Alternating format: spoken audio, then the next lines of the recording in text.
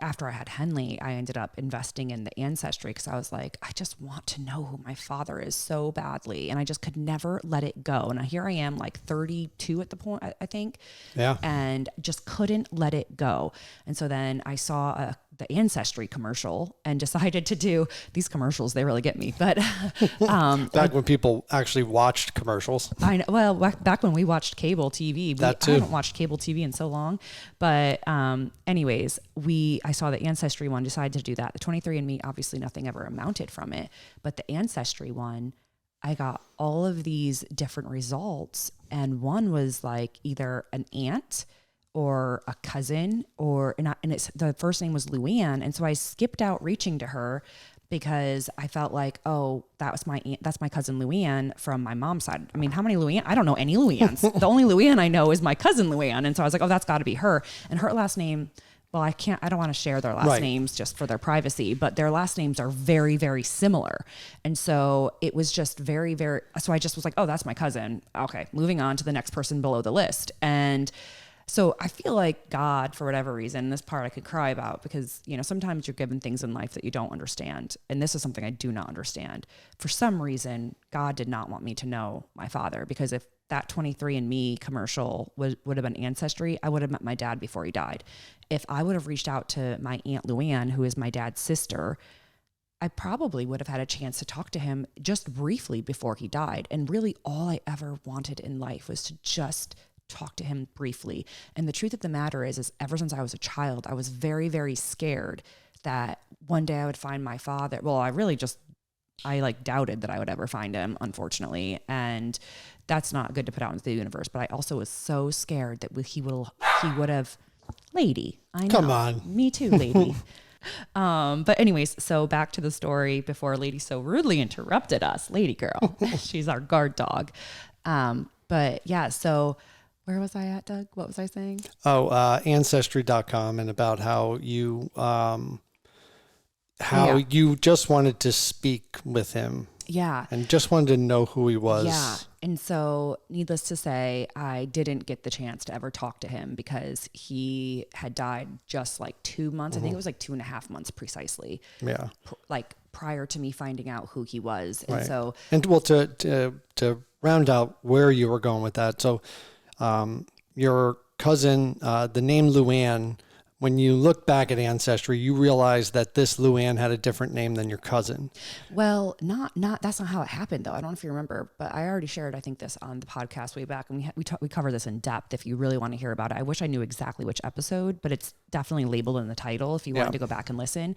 But it wasn't that. I reached out to my cousin Luann and I said, hey, because I was just getting dead end after dead end after dead end with these other people that I was reaching out to. And so then I reached out to my cousin. I said, are you on Ancestry? Because I realized the name didn't exactly match up, but I was like, well, I still maybe think it was a mistake or something. Yeah. And she's like, no, I'm not. Why should I be? Like, what's going on over there? And I was like, oh my gosh.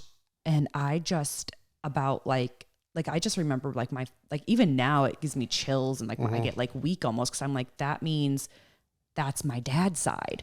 And that means I found someone. It was a significant match in terms of probability. Yeah. And so fast forward, my Aunt Luann is, why do I feel so emotional today? I feel like, well, turns out that Aunt Luann is so paramount to this process and to understanding your dad's side of the family, because like you said, by the time you found out and reached out through email, you had found out also that your dad had passed away not too long ago, or not too long before you figured it out. Which of course is strange for this random child that is claiming to be his child, because of course if my dad had a business, and so that comes with a slew of, why is this girl reaching out now?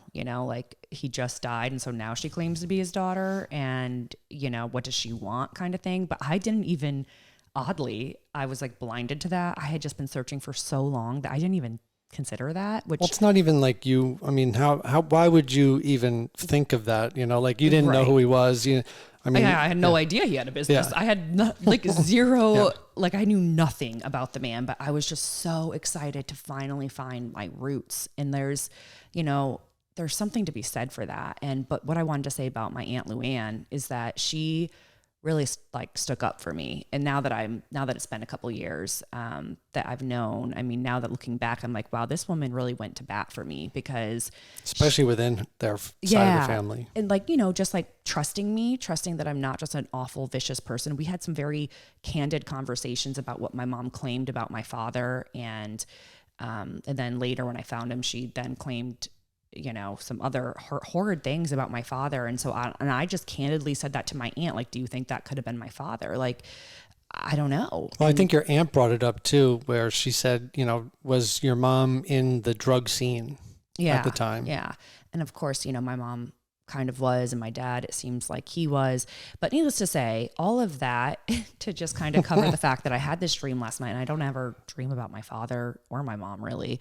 And I had a dream about my mom saying to me that my father was still alive and they actually found him and he actually wasn't dead, and that I get to meet him, and and then wow. Yeah. I wonder what that means. I don't even know.